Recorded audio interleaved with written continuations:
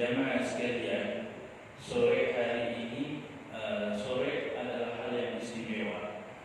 Ulama bilang kalau pagi hari itu waktu puasa al-awqat puasa arzak hissiyah. Pagi itu dibagikannya rezeki hissi. Hissi ini berupa harta, berupa jabatan, berupa duit. Kalau sore hari ini adalah al-awqat allati puasa arzak ma'nawi. Sore hari dibagikannya rezeki ma'nawi. Rezeki ma'nawi ini apa? Ketenangan hidup, kesabaran, ketabahan, kekuatan, kemantapan iman. Ini dibagi di waktu sore hari. Makanya Rasulullah SAW bersabda dalam hadisnya, la ghadwatun fi sabilillah aw rawhatun khairun minad dunya wa ma fiha. Majlis ilmu di pagi hari atau majlis ilmu di sore hari lebih baik daripada dunia beserta isinya. Lebih baik daripada dunia beserta isinya. Maka alhamdulillah kita yang i'tikaf di sini bisa menghidupkan majlis ilmu pada pagi hari ba'da subuh dan majlis ilmu yang dilaksanakan pada asar. Jemaah sekalian, sore hari ini saya ingin membaca surah Al-Anfal. Al-Anfal dari ayat 9 ini sampai ayat 12. Ini berkaitan dengan sejarah yang terjadi di bulan suci Ramadan, yaitu peperangan Badar. Kita sering mendengar kata perang Badar, perang Badar, perang Badar. Ya. Ini perang yang sangat fenomenal, jemaah sekalian. Terjadi di tahun kedua Hijriah. Sama halnya dengan puasa Ramadan. Puasa Ramadan difarduinnya baru di tahun kedua Hijriah. Jadi baru tumben puasa 1 bulan penuh, nggak sengaja terjadi peperangan Badar. Bayangin teman sekalian. Belum kebayang sebelumnya ada puasa 30 hari. Kalau kita kan memang udah ancer-ancer ya. Udah ancer-ancer dari 90 hari lagi Ramadan, 30 hari lagi Ramadan, udah Ramadan, jadi hitungin lebaran. 30 hari lagi lebaran, 15 hari lagi lebaran. Ini jemaah sekalian. Ramadan saat itu nggak terbayang dijadiin puasa wajib 1 bulan penuh. Ternyata turun firman Allah surah Al-Baqarah dan surah Sabariyah sampai seterusnya. Kemudian jemaah sekalian, nggak sengaja juga baru tumben puasa di bulan suci Ramadan untuk pertama kalinya dalam sejarah umat Islam terjadi peperangan Badar. Emang gimana sih ceritanya jemaah sekalian? Ceritanya Nabi Muhammad SAW bersama para sahabat ini nggak sengaja keluar dari kota Madinah menuju tempat lalu lintas perdagangan. Lalu lintas perdagangan orang kafir Quraisy. Dalam hal ini Nabi Muhammad pengen mencegah merampas balik hartanya orang kafir Quraisy, yaitu yang dipimpin oleh kafilah dagangnya Abu Sufyan sebelum beliau memeluk agama Islam. Karena orang kafir Quraisy di kota Mekah itu terbiasa rihlat tasyitai was-shaif. Rihlah musim dingin dan rihlah musim panas.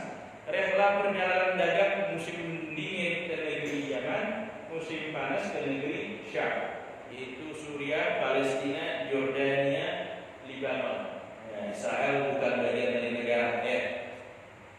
Ini dagang ke sana, ekspor impor, bawa barang dari Mekah dijual di sana, ambil barang dari negeri Syam dijual di kota Mekah.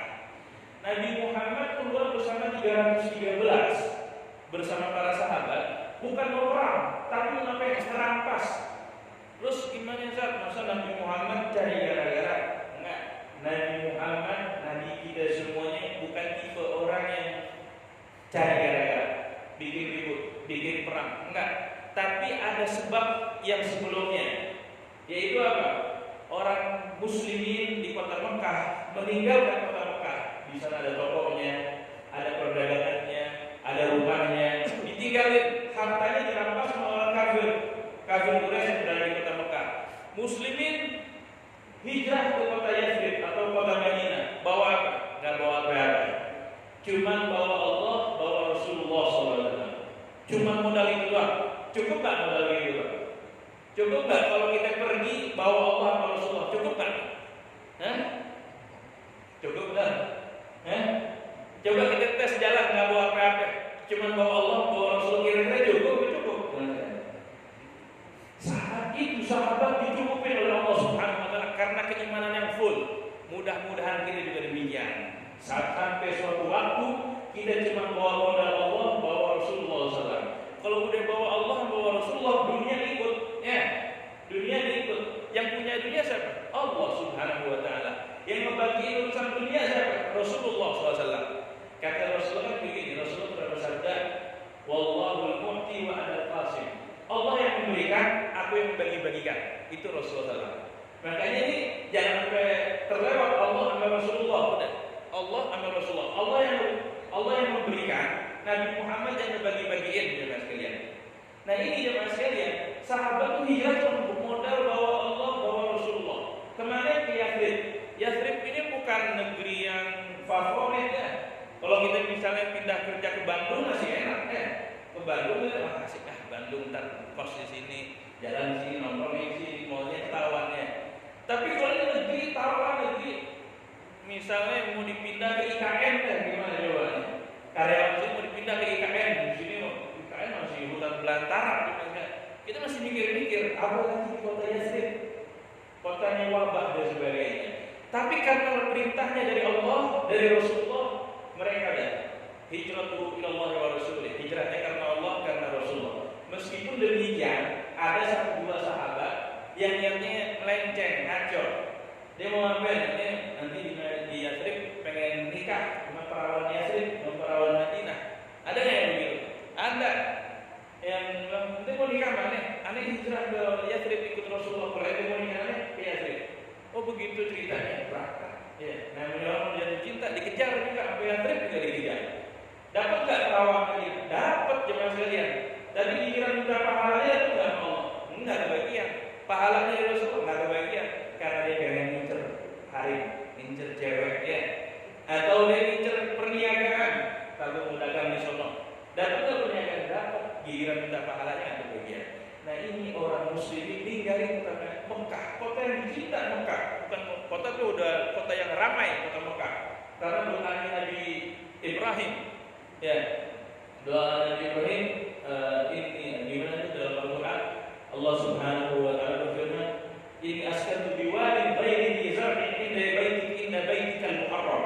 Tadi ini kota Mekah yang nggak ditumbuh-tumbuhin, nggak ada tumbuh-tumbuhan. Tadi di doa oleh Nabi Ibrahim, semua buah-buahan sampai sekarang di kota Mekah itu ada. Dari mana datangnya? Pokoknya ada. Kita mau dari buah apa? Semuanya ada di kota Mekah. Berkat doanya Nabi Ibrahim. Nah ini jemaah sekalian, sahabat hijrah cuma bawa Allah, bawa Rasulullah. Nabi Muhammad ditaruh di tanggal 12 Ramadan tahun kedua Hijriah ini pengen mencegah, merampas balik hartanya orang kafir harbi, halal untuk dirampas. Orang kafir harbi ya, bukan kafir non muslim teman kantor kita, bukan kafir non muslim tetangga kita, teman sekolah kita, teman kuliah kita, bukan. Orang kafir harbi, kafir yang memerangi, membunuh kaum muslimin. Siapa? Pasukan Israel misalnya, ya. Lewat pasukan Israel, tampolin, gebugin, ya, pelorotin, ya. Begitu jemaah sekalian, orang kafir harbi. Tapi kalau kafir yang lain, kafir ini muahid nggak boleh diperangi. Ada ancaman tersendiri kata Rasulullah, yang membunuh orang kafir ini, dia nggak bisa mencium wangi surga. Wangi surganya nggak bisa dicium. Jaraknya berapa? Padahal rihnya, hembusan semerbak wangi surga itu tercium jarak perjalanan 100 tahun. Dari sini ke mana 100 tahun? Dari sini pasar Minggu berapa lama jaraknya? 100 tahun jaraknya ke surga, tercium wanginya dari sini. Tapi orang yang membunuh kafir, zimmi kafir, muahid, tidak bisa mencium wangi surga. Apalagi membunuh seorang muslim. Maka haram darahnya itu ditumpahkan. Nabi Muhammad keluar untuk merampas apa yang dulu sudah dirampas orang kafir harbi kota Mekah, yaitu lebaran yang Abu Sufyan. Jadi Rasulullah bukan orang yang cari gara-gara, bukan orang yang cari ribut jangan sekali. Sampai singkat cerita ternyata Abu Sufyan rencana baginda Nabi Muhammad SAW akhirnya putar lewat jalan yang lain, nggak lewat jalan biasanya, justru malah ngabarin yang ada di Mekah. Maka berangkatlah pasukan 1.000 dari kota Mekah lengkap dengan peralatan perangnya. Ada Abu Jahal di situ juga, termasuk yang memimpin. Ini 1.000 siap perang. Sementara 313 gak siap perang. Orang cuma mau ngerampas doang, 313 ngerubutin aja beres gitu. Ternyata yang datang ini 1.000 lewat pasukan perang. Pasukan kaum muslimin cuma bawa 70 onta. 70 onta, ini pun ontanya onta buat ngangkut barang, bukan onta perang. Karena onta juga banyak macamnya. Kalau kita cuma tahu onta taman safari doang ya. Onta taman safari mah buat wisata, ya. Buat diajak selfie, buat diajak foto bareng. Tapi ini onta buat ngangkut barang, bukan onta perang. Bawa kuda cuma 7. Sampai Nabi Muhammad bergantian 3 orang. 3 orang, Zaid bin Harithah, Ali bin Abi Thalib sama Nabi Muhammad tuker-tukeran. Nabi Muhammad naik, Ali gantian. Ali naik, Zaid bin Harithah. Itu Rasulullah SAW sosok orang yang tawadu. Beliau merendah itu bergantian berkendaraan naik onta.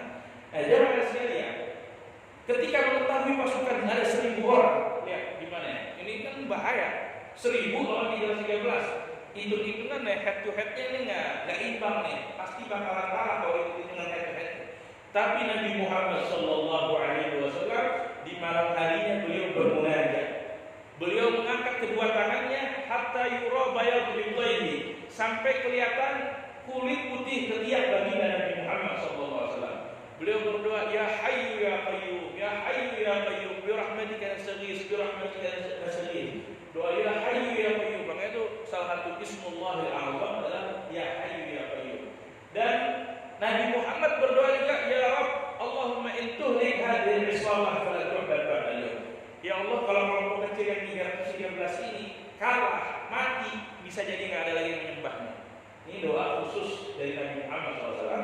Jangan kita pakai, ini doanya Nabi Muhammad tapi nggak dipakai umatnya. Cuma disampaikan dalam sejarah aja, ya. Cuma disampaikan dalam sejarah. Karena nggak semua doa Nabi Muhammad kita pakai juga. Ada doa Nabi Muhammad, Allahumma ahnini miskina, wa tawaffani miskina, wahsyurni fi zumratil masakin. Ya Allah, hidupkan aku dalam keadaan miskin, matikan aku dalam keadaan miskin, kumpulkan aku bersama orang-orang miskin. Kira-kira ada nggak yang baca doa kayak begitu tadi habis sholat? Kalau imam baca doa kayak begitu, makmum ngaminin nggak tuh? Hidupnya minta miskin, ya Allah, ada yang hidup miskin, matinya miskin, kumpul sama orang-orang miskin. Kira-kira kita mau ngaminin nggak doa kayak begitu? Kita mikir-mikir dulu ya. Ini mikir, maka nggak semua doa Nabi Muhammad SAW dipakai gitu sekalian. Tapi dalam sejarah kita sampaikan, dan maksud miskin tersebut itu sudah takwil panjang lebar. Nabi Muhammad singkat cerita berdoa sampai sorbannya jatuh dibalikin lagi Abu Bakar Siddiq. Sorbannya jatuh dibalikin lagi Abu Bakar Siddiq. Maka diabadikan dalam Al-Quran, "Idzastaghitsuna rabbakum fastajaba lakum anni mumiddukum bi alfin minal malaikati murdifin." Ingatlah wahai Muhammad saat engkau beristighotsah. Jadi istighotsah itu dari dulu udah ada. Ya, bukan istighotsah buatan Nusantara, istighotsah dari dulu udah ada. Minta tolong sama Allah. Berdoa fastajaba lakum, dan langsung diijabah oleh Allah Subhanahu wa taala. Kapan doanya? Di malam-malam Ramadan. Tuh, berarti di malam-malam Ramadan kita perbanyak doa di masanya. Nabi Muhammad berdoa sama, Tuhannya sama. Allah Subhanahu wa taala. Ramadan juga sama, jemaah sekalian. Tinggal kita manfaatin momen untuk banyak berdoa. Kenapa lebih cepat diijabah? Fastajaba lakum. Diijabah doa Nabi Muhammad SAW. Anni mumitukum bi alfin minal malaikati murdifin. Aku perkuat kalian kaum muslimin dengan pasukan 1.000 dari malaikat. Pasukan 1.000 malaikat namanya. Ibaratnya kalau sekarang Ukraina minta tolong bantuan, ada yang ngirim bantuan nggak? Ya, ada yang ngirim pasukan. Mikir-mikir semuanya ya. Ukraina mau digempur sama Rusia. Siapa ya? Amerika nggak ngirimin pasukan, paling ngirimin ini peluru nih, pelor, tambahin dikit persenjataan. Tentara yang nggak mau. Tapi Nabi Muhammad SAW dalam keadaan terdesak yang turun 1.000 malaikat, 1.000 malaikat. Sampai diperkuat lagi jadi 3.000 malaikat, sampai diperkuat lagi jadi 5.000 malaikat. Jadi yang perangnya bukan sembarangan orang 313, tapi malaikat ikut turun tangan. Malaikat ikut dicampur dalam peperangan Badar, jemaah sekalian. Sampai dalam ayat 11 yusqikum an-nu'asa amanatan minhu wa yunazzilu 'alaykum minas sama'i ma'an liyutahhirakum bihi wa yudhhiba 'ankum rijza syaitan wa liyarbita 'ala qulubikum wa yuthabbita bihil aqdam. Kaum muslimin diterpa rasa ngantuk jemaah sekalian. Rasa ngantuk sampai ketiduran. Bayangin musuh 1000 lengkap bersenjataan, tapi pasukannya ngantuk, tidur. Tandanya apa? Orang tidur tandanya tenang, nggak banyak pikiran, nggak stres. Ya, makanya jemaah lihat kalau dari kajian ini bisa tidur, ya tenang, nggak stres jemaah sekalian, nggak stres. Pasukan muslimin nggak stres ngadepin 1000, dikasih ngantuk sama Allah, dikasih tidur, bisa tidur.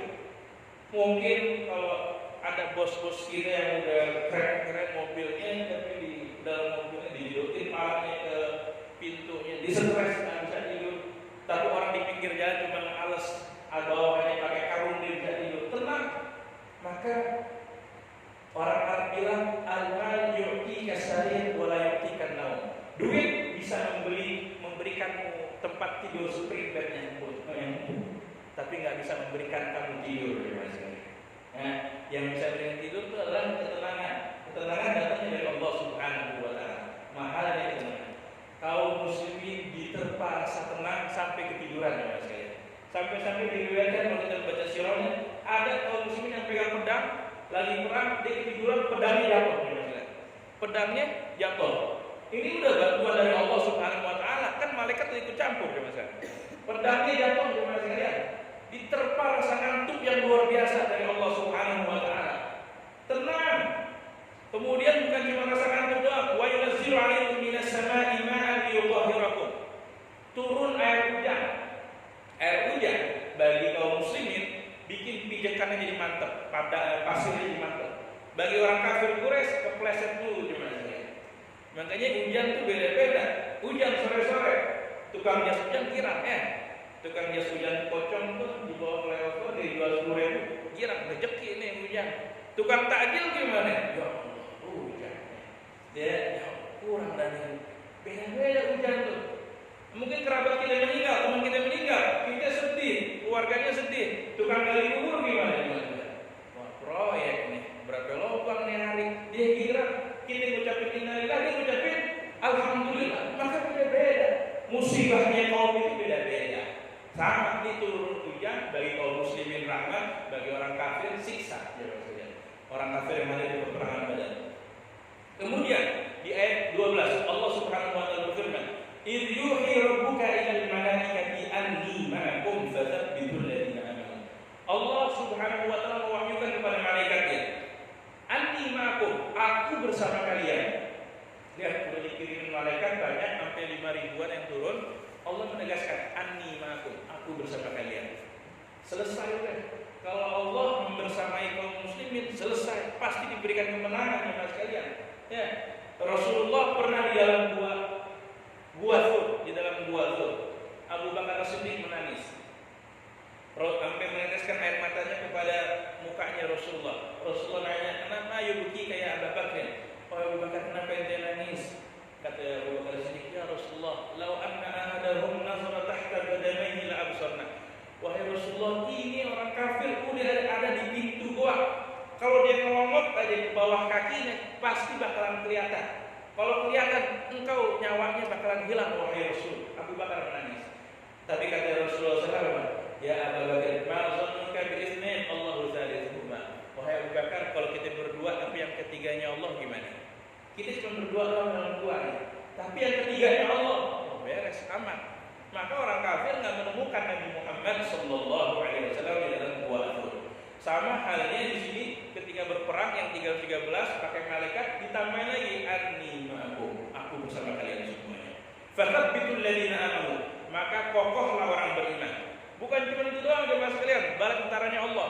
Sa'ulqi fi qulubil ladzina kafaru ru'ba. Aku kirimkan perasaan rasa takut, rasa cemas kepada orang kafir.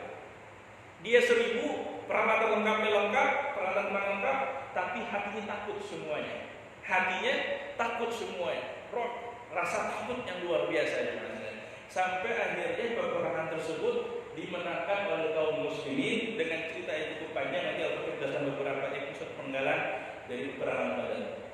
Di dalam Al-Quran Allah Subhanahu wa taala berfirman, "Kam min fi'atin qalilatin ghalabat fi'atan katsiratan bi'idznillah." Ada kelompok sedikit bisa ngalahin kelompok yang banyak dengan izin Allah. Itu terjadi di Badar. Tapi jemaah sekalian, itu ayat masih berlaku. Kita sekarang kelompok yang banyak, kelompok yang ramai.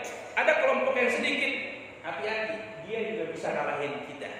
Dia juga bisa ngalahin kita. Dengan syarat apa? Bi'idznillah, dengan izin dari Allah Subhanahu wa taala. Jadi ayat tersebut masih bisa dipakai, Mas. Hukumnya masih berlaku. Kelompok banyak bisa dikalahin dengan kelompok yang sedikit, jemaah sekalian. Nah, ini jemaah sekalian, di dalam perang Badar tersebut ada beberapa penggalan-penggalan yang menarik. Yang pertama, ketika Nabi Muhammad merapihkan barisan perang, ada sahabat yang bernama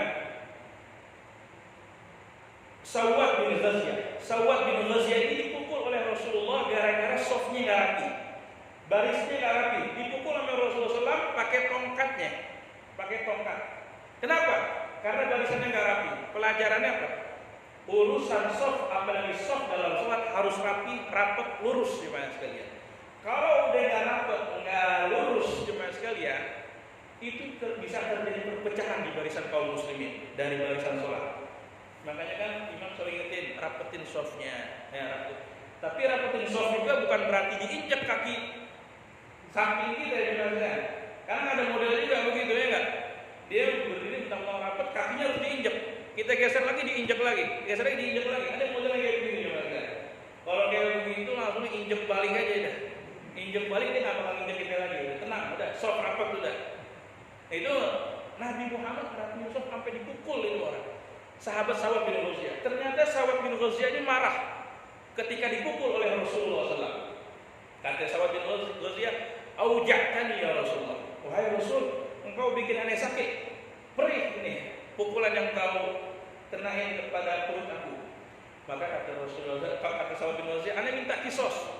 Sahabat yang lain kaget ngeliat ini. "Ya Sawad, ma'amalaka ya Sawad. Ini kita lagi mau ngadepin musuh. Ente malah urusan kayak begini, ente mau kisos Rasulullah SAW." Wah, dahsyat nih. Kata Sawad, ada yang mau Rasulullah SAW, jadi mempersilahkan, silahkan pukul. Dipersilahkan pukul. Kata Sawad bin Ghaziyah, "Wahai Rasul, engkau pukul aku dalam keadaan perut aku tersingkap, terbuka. Aku mau pukul engkau dalam keadaan perutmu tersingkap, terbuka."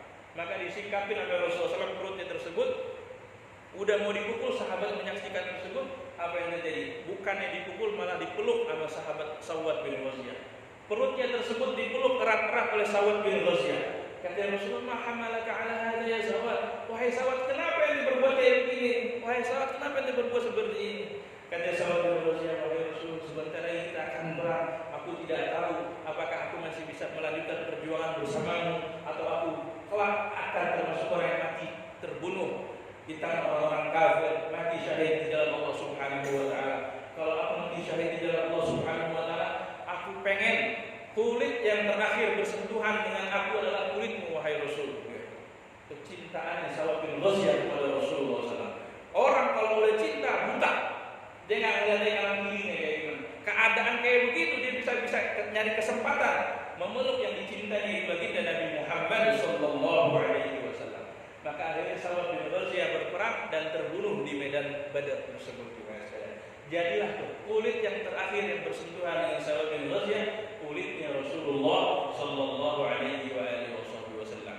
Kemudian jemaah sekalian, ada juga terjadi peperangan dalam perang Badar tersebut.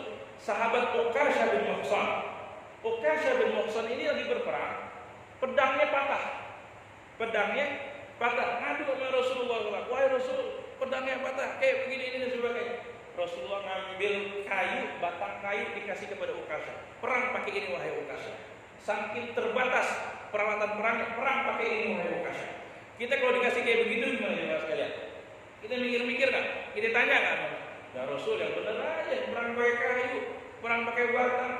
Tapi keimanan sahabat memang nggak bisa ditandingin urusan sama Rasulullah SAW. Begitu menerima kayu dari Rasulullah, siap berperang, langsung dipakai itu kayu, batang kayu dari Rasulullah SAW, berubah seketika menjadi pedang yang terhunus tajam, jemaah sekalian. Kemudian pedang tersebut diberi nama Al-Ma'un.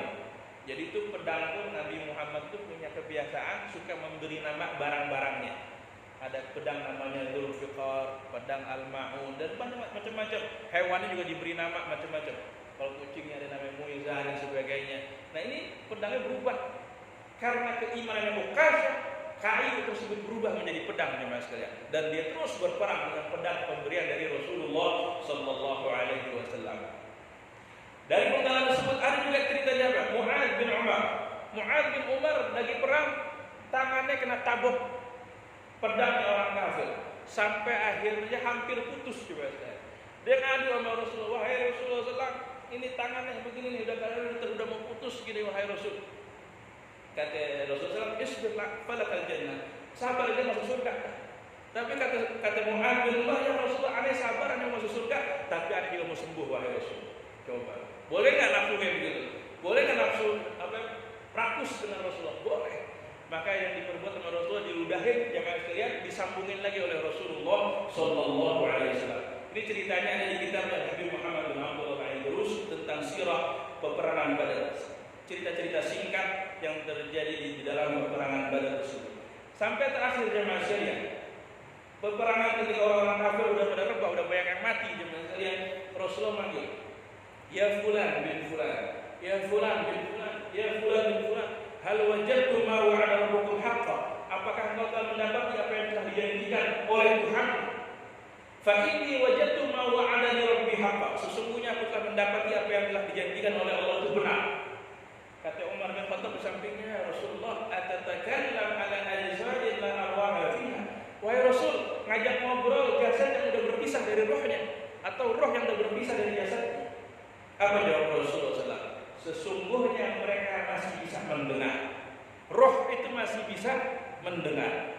Jadi pelajaran dari mas sekalian, kalau kita punya orang tua, sahabat, kerabat kita, saudara kita yang sudah wafat, kita ziarah jemaah sekalian, apa yang kita perbuat dalam ziarah? Kasih salam, assalamualaikum ya ahlul qubur, ya enggak? Artinya apa? Apakah mereka mendengar? Justru mereka mendengar, jemaah sekalian. Mereka mendengar dan mengambil manfaat dari salam yang kita berikan. Mengambil manfaat dari salam yang kita berikan. Rasulullah ngajak ngobrol kepada orang-orang yang kafir yang boleh terbunuh dalam perang Badar tersebut. Maka sering-sering kita ziarah kubur dan ngasih salam, bacain doa, bacain Al-Quran ya mas. Caranya bacain doa dari jauh aja di mana? Boleh. Tapi kan lebih afdol mana? Kalau kita misalnya orang tua kita masih hidup, salam aja dah buat orang tua, aneh nggak bisa datang. Orang tua itu sedih, kita nggak ketemu langsung. Tapi kalau kita datang langsung jemaah sekalian, kita kasih salam, bertemu, ajak ngobrol, orang tua kita bahagia. Sama halnya orang tua kita yang sudah wafat. Itu tetap merasakan kebahagiaan saat anak-anak berziarah, berdoa, membacakan salam kepada rohnya. Assalamualaikum ya Ali, assalamualaikum ya Ummi. Makanya kita dalam sholat aja gimana? Assalamualaikum ayyuhan nabiyyu wa rahmatullahi wa barakatuh. Kalau assalamualaikum orangnya ada di depan loh, ya enggak? Artinya apa? Kita menghadirkan rohaniah Rasulullah SAW ada di hadapan kita. Sayangnya kita baca udah buru-buru aja. Assalamualaikum, wassalamualaikum. Begitu jemaah sekalian. Padahal kan assalamualaikum ayyuhan nabi. Rasulullah jasadnya di mana? Di Madinah jauh.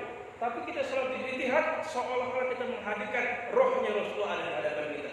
Assalamualaikum ayyuhan nabi wa rahmatullahi wa barakatuh. Itu jemaah sekalian dari perang Badar. Terakhir kisahnya ketika Rasulullah SAW menanyakan kepada Abdullah bin Mas'ud. Abdullah bin Mas'ud cek yang matinya masih setengah-setengah, sakaratul maut sempurnain, yang sehat ditawar. Akhirnya dicek sama Abdullah bin Mas'ud, dia ketemu dengan Abu Jahal. Abu Jahal udah roboh dalam keadaan sakaratul maut. Abdullah bin Mas'ud langsung naik ke dadanya Abu Jahal. Apa kata Abu Jahal tersebut? Laqad taqaita martaqa sa'ba ya walana. Penggembala kambing kecil, ente berdiri di tempat yang sulit. Dan Abu Jahal menjadi tersombong karena Abdullah bin Mas'ud badannya kecil. Badannya kecil, orangnya pendek. Abu Jahal badannya besar, macam lemari inilah kalau kita baca sejarah. Dia menggembala kambing kecil, dia berdiri di tempat yang sulit. Kalau kau ingin membunuh aku, maka jangan pakai lagi pedang, pakailah pedang. Kemudian bawahan sedikit lagi dan sampaikan kepada Muhammad bin Abdullah bahwa aku musuhnya di dunia juga musuhnya di akhirat. Coba. Dia masih nantangin Nabi Abu Jahal. Nabi Muhammad musuhnya di dunia juga musuhnya di akhirat. Maka akhirnya dibunuh sama Abdullah bin Mas'ud. Kemudian lehernya itu diseret ke Rasulullah SAW. Rasulullah tersenyum bahagia. Kenapa tersenyum bahagia? Rasulullah ngingetin Abdullah bin Mas'ud. Wahai Abdullah bin Mas'ud, dulu ingat ketika di Mekah. Di Mekah, Abdullah bin Mas'ud sahabat yang pertama terang-terangan baca Al-Quran di pelataran Ka'bah. Lagi baca Quran ditampar Abu Jahal, keluar darah telinganya. Ketika itu Abdullah bin Mas'ud menangis, Rasulullah bersedih. Jibril ketawa. Kata Rasulullah, Jibril dia ketawa, Abdullah bin Mas'ud sakitan. Kata Jibril, ya Rasulullah kau bakalan tahu. Ternyata momennya apa? Dibales di Badar jemaah sekalian.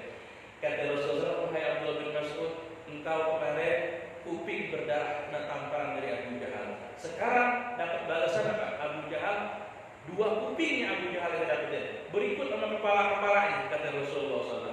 Luar biasa jemaah sekalian. Jadi jangan tergesa-gesa pengen minta balasan. Nanti ada momennya balasan dari Allah Subhanahu wa taala.